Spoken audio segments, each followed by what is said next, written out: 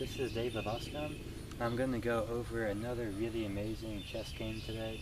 I'm actually going to teach you a trap in the Budapest Gambit. It's a really awesome trap. I didn't even know that this trap was out there. I'm going to go ahead and go over a game played on the Internet Chess Club.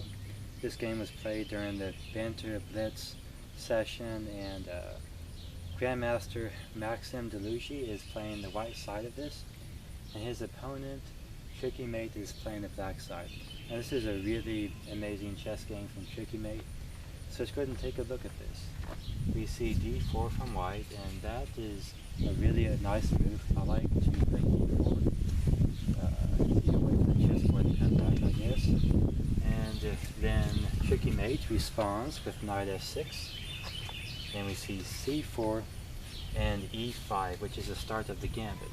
So there she goes ahead and takes this pawn, and normally in the Budapest you'll see something like knight out to g4. That's a typical move, but here we see knight e4 by Trickymate. And on the Internet Chess Club, Trickymate is only rated at 1400, whereas Grandmaster Maxim Dlugy is rated at like 3030. So that's a big rating difference, and Grandmaster Dlugy is a really top level, amazing Grandmaster. He plays in America a lot. So after knight e4, we see knight f3 from white. It's a great move by the Grandmaster. And then we see b6, which is a tricky move. And at first sight it looks bad, and you know the Grandmaster's playing a 1400 rated player in this Blitz game. And he's playing a lot of Blitz games against many different people.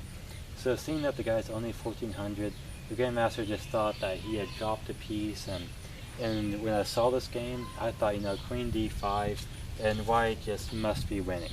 I mean, he's attacking the knight, he's attacking the rook, but in fact here, black has this really amazing resource, which is bishop b7, and it's hard to see at first. This is a really amazing move.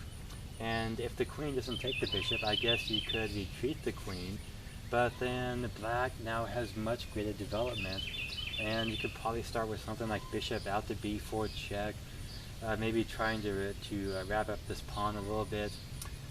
There's many different ways to play this, but black's position, it looks pretty good because white would have had to move his queen a couple of times, and the best move might be knight a6, threatening knight b4, knight c5, and black looks really good here. So of course you don't want to retreat the queen at this point, because that does not look like a good idea. So instead we see queen takes b7, and at that point black continues with knight to c6, and suddenly we can see that there's a little bit less space for this queen on b7. It's getting close to being trapped. After knight c6, we see queen a6, trying to get some freedom for the queen because knight c5 was threatened, so the queen's trying to escape this way. Then we see bishop b4 check first. Notice that if black were to play knight c5 first, then queen a3 is possible, and the queen can scoot out to e3 and be pretty safe. So that would be good for white. White would be up by a piece, and the pawn, although he would probably end up losing the pawn, but he would be up by a piece and be doing really well. But first black gives this intermediate check, so that when the knight goes to c5, this bishop is able to control this very important a3 square. So after bishop b4 check, we see bishop to d7, and then knight c5 going after the queen. And at this point, if bishop takes bishop, then just knight takes queen, and black has a really good position. It's up a lot of material, so you don't want to do that. Instead, the queen has to move again, queen to b5, and then the bishop is captured. After the bishop's captured on d2, knight takes back on d2, and then the trap is complete now with a6. The queen literally has nowhere to go, and this was a gambit that the Grandmaster had never seen before, and I actually haven't seen this before either. This was a really surprising move Great move by Trickymate. So the Grandmaster must take this knight on c6, and he's currently down material against this 1400 rated player. And the 1400 rated player is pretty young. He's an up-and-coming amateur chess player. He obviously can improve really, can become really good someday. He studies chess a lot, so that was really a great tactic to win the queen there. Alright, so after that happens, white just goes ahead and castles, queen side, queen e7, hitting the e5 pawn, g3, trying to complete development, and black goes ahead and castles queen side as well and applies pressure down this important d file. Bishop g2, f6, a great move, looking to open up lines to quickly attack white's position. Since black is up material, that makes a lot of sense. E takes f6, queen takes f6, and here, believe it or not, white is in some trouble. On his next move, after his next move, and after black's next move, white ended up resigning. So look at this position and see if you can figure out what black's threat is. You can pause the video if you want to